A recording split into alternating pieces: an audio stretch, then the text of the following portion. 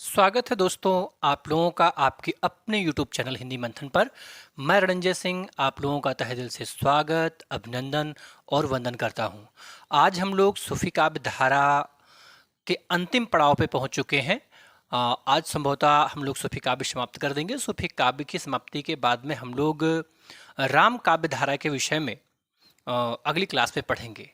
इसमें जो बची हुई कुछ महत्वपूर्ण चीज़ें हैं उन पर हम लोग प्रकाश डालेंगे। सबसे पहले तो कुछ महत्वपूर्ण पुस्तकें हैं, उन पुस्तकों के लेखक हैं और उनका समय सीमा है, वो कब लिखे गए हैं, तो उसको हम लोग देखेंगे। और दो एक कवि और शेष बचे हुए हैं जिनके विषय में थोड़ा सा विस्तार से पढ़ते हुए आज हम लोग सूफी काव्य धारा को समाप्त करेंगे और राम काव्य धारा की कल से शुरुआत करेंगे। आइए देखते हैं सूफी काव्य धारा के वो महत्वपूर्ण कवि और उनकी रचनाएं जो परीक्षा के दृष्टिकोण से बहुत ज़्यादा महत्वपूर्ण हो जाती हैं। तो इसमें जो पहली रचना है उसका नाम है माधवानल कामकंदला। मैंने इसको पढ़ाया भी, विस्तार से आपको पढ़ाया था कि इसमें जो माधव है ये नायक है और कामकंदला जो है ये कौन है, ये नायिका है। और रचना किसकी है, तो ये रचना है गणपति की। किसकी भैया? गणपति की रचना है। और रचना लिखी कब गई है, तो 1527 ईस्वी में लिखी गई है। ठीक है। इसी से मिलता जुलता नाम है दूसरी रचना का, जिसका नाम है माधवानल कामकंदला चौपाई। तो ये रचना किसकी है? कल्लोल कवि की है। किसकी भैया? कल्लोल कवि की है। ये रचना कब की है? ये 1556 ईस्वी की रचना है। कब की भैया? 1556 ईस्वी की है। अब एक बात और, एक और रचना है वो भी माधवानल और कामकंदला। देखिए इसमें तो चौपाई आ गया है ना, तो चौपाई इतना दिमाग में रखना। चौपाई अगर आ जाता है तब तो वो रचना हो जाएगी कल्लोल जी की। किसकी हो जाएगी? कल्लोल की। लेकिन देखिए ये भी माधवानल कामकंदला है और यह भी माधवानल कामकंदला है। तो इसमें आप कैसे कर पाओगे कि कौन सा गणपति का है, कौन सा कुशल लाभ का है? देखिए इस टाइप के प्रश्न परीक्षाओं में नहीं दिए जाते हैं, और अगर दिए जाएंगे तो इन दोनों में ही ध्यान में रखिएगा, गणपति और ये जो आलम है, गणपति और आलम, इन दोनों ही कवियों में से किसी एक कवि का ही नाम दिया जाएगा, किसी और का नहीं दिया जाएगा। ये बात ध्यान में रखना है। मतलब या तो गणपति आ जाएंगे तो आलम नहीं रहेंगे, और आलम रहेंगे तो गणपति नहीं रहेंगे। बात समझ में आ रही ना? अर्थात इन दोनों ही कवियों में से किसी एक कवि का ही नाम दिया जाएगा, क्योंकि ये रचना दोनों ही गणपति की भी है और आलम की भी है। वैसे ऐसा करता नहीं है, वो इस टाइप के प्रश्न नहीं देता है, लेकिन अगर दे दिया, पता चले दोनों नाम दे दे, तो दोनों नाम देने की स्थिति में प्रश्न यफ हो जाता है। ठीक है, जनरल मार्किंग हो जाएगी, नंबर सबको दे दिया जाएगा या फिर ये प्रश्न को कैंसिल कर दिया जाएगा। ठीक है, इसलिए इस टाइप के प्रश्न नहीं दिए जाते हैं। जब भी दिया जाएगा तो इन दोनों ही कवियों में से किसी एक कवि का ही नाम आपको उसमें देखने के लिए मिलेगा। ठीक है। दूसरी रचना, चौथी रचना है ढोला मारूरा दूहा। ये ढोला मारूरा दूहा, देखिए वहां हम लोग पढ़े थे ढोला मारूरा दूहा और यहां पढ़ रहे हैं ढोला मारूरा दोहा। ठीक है, ये दोहा और दुहा ये राजस्थानी लैंग्वेज में लिखा गया है, इसलिए इससे भ्रम में मत आइए, चीज वही है। अब पूछे ढोला मारूरा दोहा रचना किसकी है, तो ये कुशल लाभ जी की रचना है। किसकी है? कुशल लाभ की रचना है। ये रचना कब लिखी गई, तो 1473 ईस्वी में लिखी गई। कब? 1473 ईस्वी में लिखी गई। अगली रचना है रूप मंजरी। ये कई बार पेपर में पूछी जा चुकी है कि रूप मंजरी रचना किसकी है, तो रूप मंजरी जो रचना है ये किसकी है? नंददास की है। किसकी भैया? नंददास की है। और ये लिखी कब गई है, तो 1568 ईस्वी में लिखी गई। कब? 1568 ईस्वी में लिखी गई। बहुत महत्वपूर्ण रचना है। देखिए दूसरी महत्वपूर्ण रचना छिताई वार्ता है। ये छिताई वार्ता जो है ये नारायण दास जी की रचना है और ये रचना लिखी गई 1590 ईस्वी में। कब लिखी गई भैया? 1590 ईस्वी में लिखी गई। और जो अगली रचना है वो रास रतन है। रास रतन रचना जो है वो पुहकर कवि की है। किसकी भैया? पुहकर कवि की है। ये रचना लिखी गई 1618 ईस्वी में। ये है ज्ञानदीप। देखिए ये रचना भी बहुत महत्वपूर्ण है। ज्ञानदीप रचना भी पेपर में कई बार पूछी जा चुकी है। तो ज्ञानदीप जो रचना है ये किसकी है? शेख नवी जी की है। रचना कब लिखी गई, तो 1619 ईस्वी में लिखी गई। ठीक है, ये भी बहुत महत्वपूर्ण है। हंस जवाहिर, ये हंस जवाहिर रचना किसकी है, तो ये हंस जवाहिर रचना जो है वो कासिम शाह की है। किसकी है? कासिम शाह। इसकी जो तिथि है वो निर्धारित नहीं है। और अगली रचना है कथा रूप मंजरी, तो ये जान कवि की रचना है और इसकी भी डेट निर्धारित नहीं है। देखिए इतनी रचनाएं जो मैंने आपको लिखी है, इसमें से एक तो ये आप जो देख रहे हैं, एक आपको ये ध्यान में रखना है, एक रचना और ये दो कवियों का नाम, ठीक है, दो कवियों का नाम याद कर रखना है। देखिए कुशल लाभ, ये ढोला मारूरा दोहा जो रचना है, ये तो मैंने आपको पहले ही पढ़ा दिया है, उतना ज़्यादा महत्वपूर्ण नहीं है। लेकिन इसमें जो ध्यान रखने का विषय वस्तु है वो रूप मंजरी, जरूर ध्यान में रखेंगे। रूप मंजरी रचना किसकी है? तो रूप मंजरी जो है वो नंददास जी की है, और ज्ञानदीप जो है वो शेख नवी की है, और हंस जवाहिर जो है वो कासिम शाह की है। तो ये आप 3-4 रचना खूब अच्छे से दिमाग में रखेंगे, क्योंकि इसके आने की पूरी पूरी संभावना परीक्षा में है। ये प्रश्न आपको जरूर देखने के लिए मिल जाएगा। ठीक है, बात समझ में आ गई? यहां तक की बात समझ में आ गई? तो आप भैया इसका एक स्क्रीनशॉट लें और फिर मैं आगे की चीजों की चर्चा आपसे करता हूं।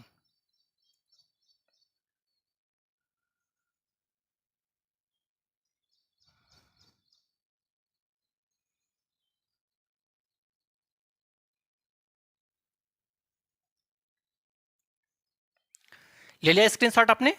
चलिए, अब अगली रचना है मधुमालती।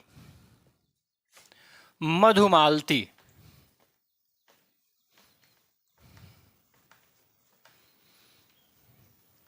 देखिए जहां जहां पर भ्रम की स्थितियां बन सकती है, आप उन हिस्सों को पेपर टाइम से पहले जरूर देखें, क्योंकि जो भ्रामक हिस्सा होता है अक्सर वहां से प्रश्न बना दिए जाते हैं। इसलिए बनाए जाते हैं कि आपने किसी भी चीज को कितनी धैर्यता पूर्वक पढ़ा और समझा है। ठीक है, आप पेपर में देखेंगे अधिकांश प्रश्न ऐसे होते हैं जिनको आपने देखे तो रहते हैं, पढ़े भी रहते हैं, लेकिन बहुत ध्यान से नहीं पढ़े रहते हैं, जिसकी वजह से आप राइट आंसर तक नहीं पहुंच पाते हैं। ठीक है, तो ऐसी स्थितियों में जो भ्रामक हिस्सा हो उन हिस्सों को थोड़ा सा ध्यानपूर्वक पढ़ें, जिससे आप मैक्सिमम प्रश्न को अटेंड करें और वो भी एकदम सही सही अटेंड कर पाए। ठीक है, अगली जो रचना है उसका नाम है मधुमालती।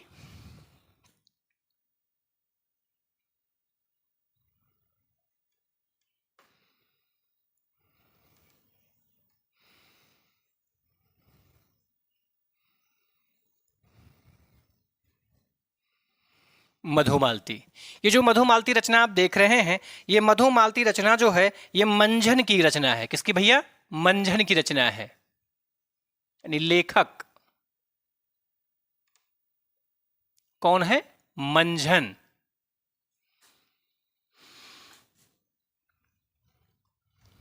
मंझन की रचना है।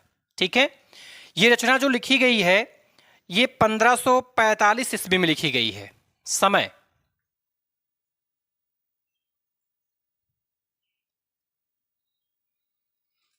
1545 ईस्वी।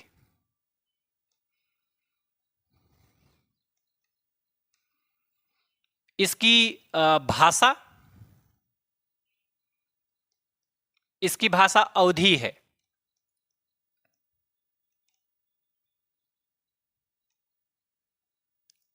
काव्य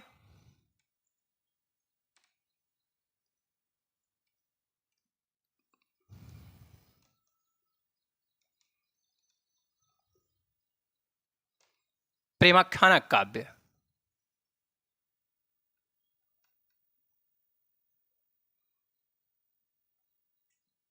प्रेमाख्यान काव्य। ठीक है,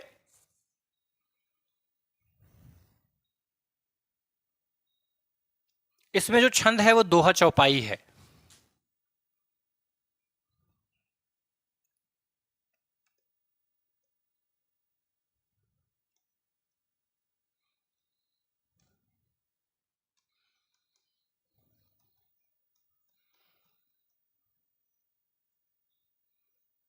दोहा चौपाई है। छंद कौन सा भैया? दोहा चौपाई छंद है। ठीक है, और दूसरी महत्वपूर्ण बात, ये जो मंझन कवि हैं इनके गुरु का नाम मोहम्मद गौस था।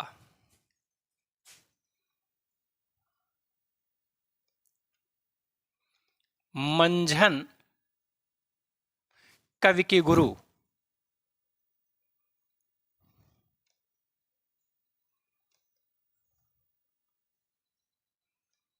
मोहम्मद गौस।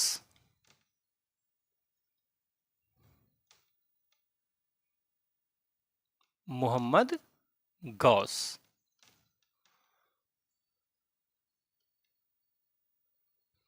ये मोहम्मद गौस की रचना है। ठीक है, आया समझ में भैया? आप इसका भी स्क्रीनशॉट लें और फिर इसके आगे की रचनाओं की चर्चा हम लोग करेंगे, है ना।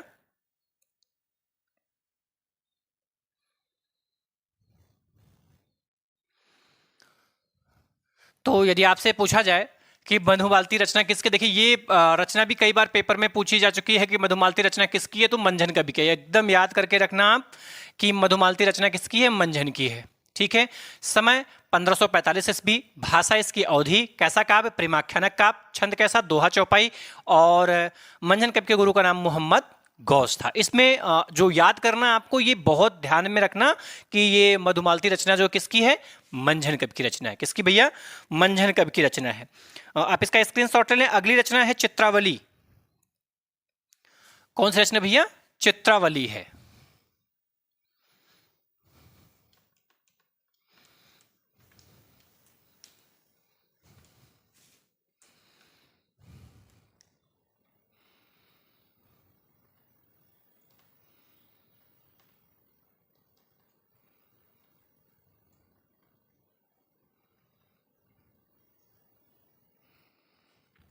कौन सी रचना भैया, चित्रावली। ये जो चित्रावली रचना है, ये रचना है भैया उस्मान की। किसकी भैया, उस्मान, यानी इसके लेखक कौन है,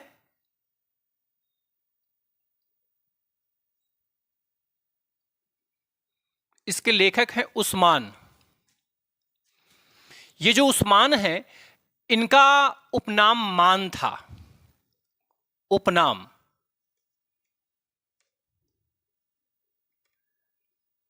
उपनाम क्या था, मान। लोग इनको मान मान कहते थे। ठीक है, इनका पूरा नाम था उस्मान। पूरा नाम क्या था भैया, उस्मान था। और इनका संप्रदाय कौन सा था, किस संप्रदाय के अनुयायी थे, तो चिश्ती संप्रदाय के। संप्रदाय कौन सा संप्रदाय भैया, चिश्ती संप्रदाय।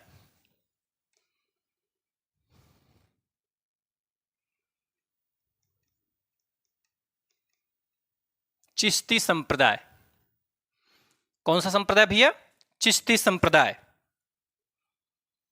इनके पिता का नाम शेख हुसैन था। पिता शेख हुसैन, शेख हुसैन।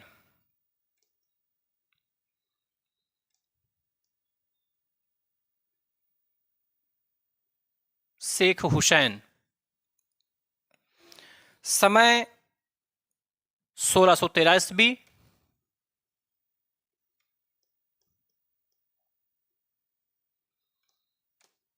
सोलह सौ 13 ईस्वी।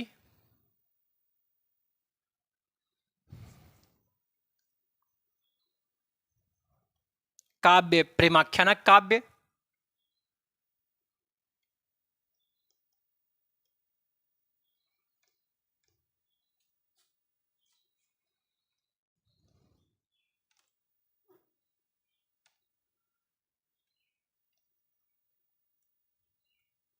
प्रेमाख्यानक काव्य, प्रेमाख्यानक काव्य।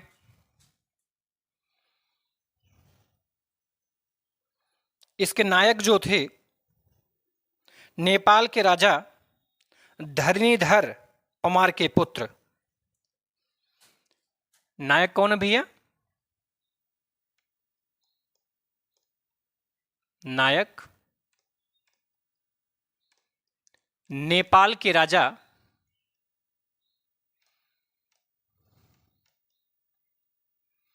धरणीधर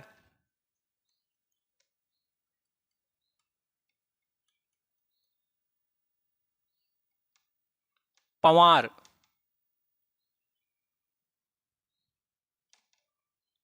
के पुत्र, ये चित्रावली के कौन है, नायक है भैया। इसकी जो नायिका है, नायिका का नाम है रूपनगर की राजकुमारी चित्रावली।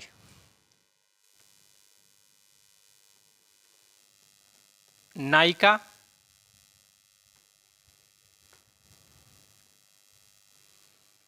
रूपनगर की राजकुमारी,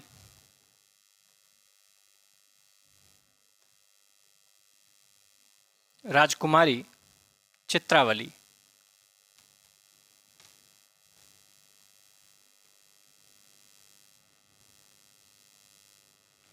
चित्रावली कौन भैया? चित्रावली थी। इसकी भाषा भी अवधी है और यह दोहा चौपाई में लिखा गया रचना है।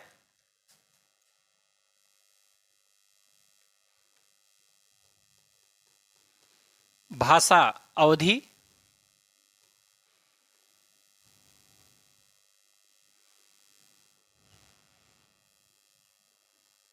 छंद दोहा चौपाई,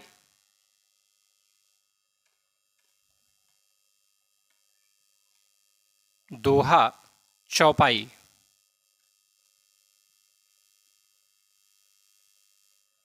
दोहा चौपाई, ठीक है, आया समझ में? बहुत अच्छी बात है, ठीक है। आप ये भी ध्यान में रखना कि ये चित्रावली रचना किसकी है। तो चित्रावली रचना जो है ये उस्मान जी की है। किसकी भैया? उस्मान की है। और इसकी भाषा क्या है? अवधी है। भाषा क्या है? अवधी है। 2 पॉइंट आप याद करके रखेंगे, ठीक है। आपसे पूछे चित्रावली के लेखक कौन है? उस्मान है। उस्मान का उपनाम क्या है? मान है। उस्मान किस संप्रदाय के थे? चिश्ती संप्रदाय के। उस्मान जी के पिता का नाम था शेख हुसैन। और चित्रावली कब लिखी गई है? तो 1613 ईस्वी में। ये किस प्रकार का काव्य है? तो एक प्रेमाख्यानक काव्य है। इसके नायक कौन है? तो नेपाल के राजा धरणीधर परमार के पुत्र हैं। और इसकी नायिका कौन है? तो रूपनगर की राजकुमारी चित्रावली हैं। इसकी भाषा क्या है? अवधी। और इसका छंद क्या है? दोहा चौपाई छंद। कौन सा छंद भैया? दोहा चौपाई छंद है, ठीक है।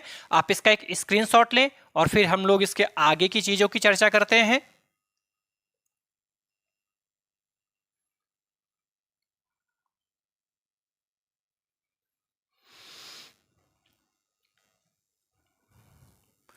अगली रचना है भैया इंद्रावती एवं अनुराग बांसुरी। इंद्रावती व अनुराग बांसुरी। स्क्रीनशॉट तो ले लिया था आपने ना? ठीक है।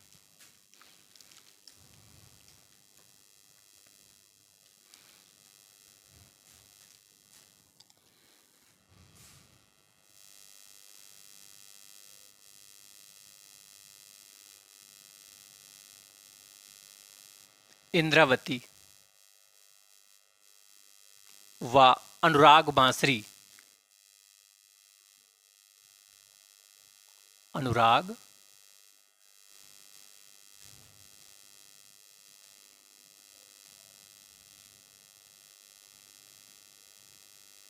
बांसुरी।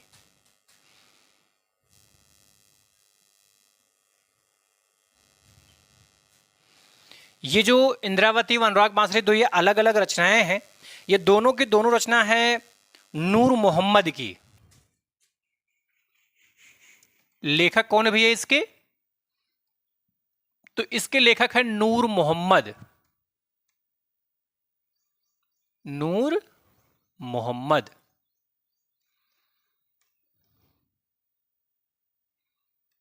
नूर मोहम्मद जी हैं, ठीक है। ये दोनों अलग अलग रचनाएं हैं। अगर आपसे पूछे इंद्रावती के लेखक तो नूर मोहम्मद हैं, और अगर अनुराग बांसुरी का पूछे तो भी नूर मोहम्मद ही हैं।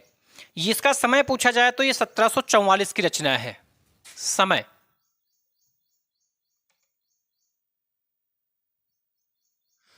1744 की रचना। ये किस प्रकार का काव्य है? तो प्रेमाख्यानक काव्य है। प्रेमाख्यानक काव्य।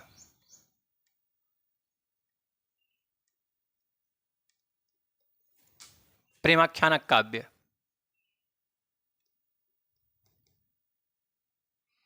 कैसा काव्य भैया? प्रेमाख्यानक काव्य है। समकालीन शासक बादशाह मोहम्मद शाह।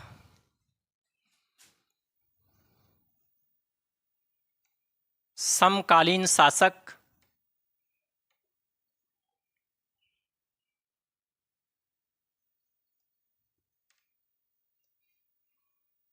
मोहम्मद शाह।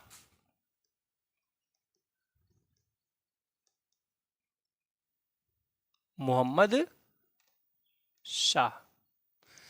कहने का मतलब नूर मोहम्मद जो थे, नूर मोहम्मद के समकालीन शासक कौन थे? तो मोहम्मद शाह थे।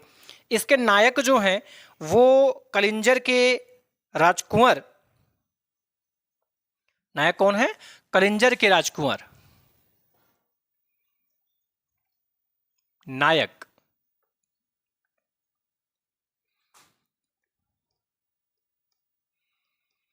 कलिंजर के राजकुंवर।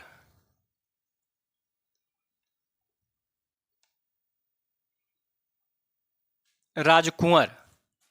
और इसके जो नायिका हैं भैया, नायिका हैं आगमपुर की राजकुमारी इंद्रावती।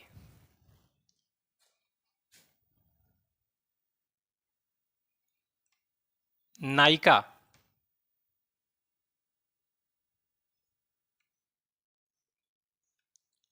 आगमपुर की राजकुमारी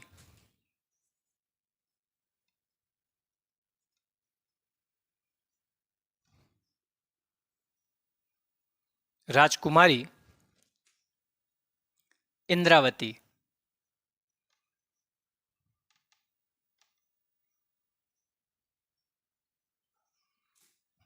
इंद्रावती।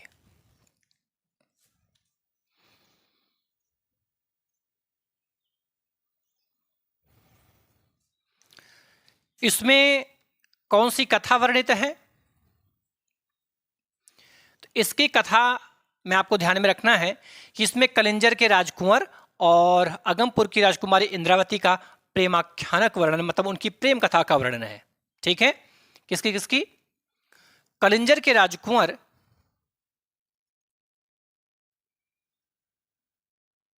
कलिंजर के राजकुंवर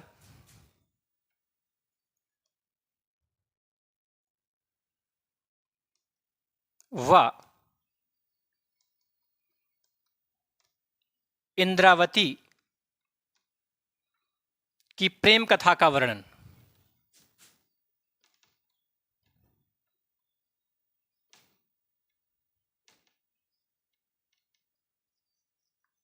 प्रेम कथा का वर्णन। ठीक है? दूसरी महत्वपूर्ण बात, आचार्य रामचंद्र शुक्ल जो हैं वो ये मानते हैं कि सूफी प्रेमाख्यानक पद्धति का यह अंतिम काव्य है। आचार्य रामचंद्र शुक्ल के अनुसार, आचार्य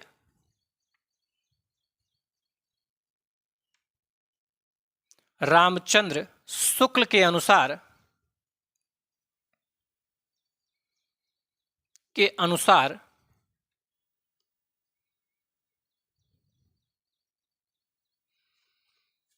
अंतिम सूफी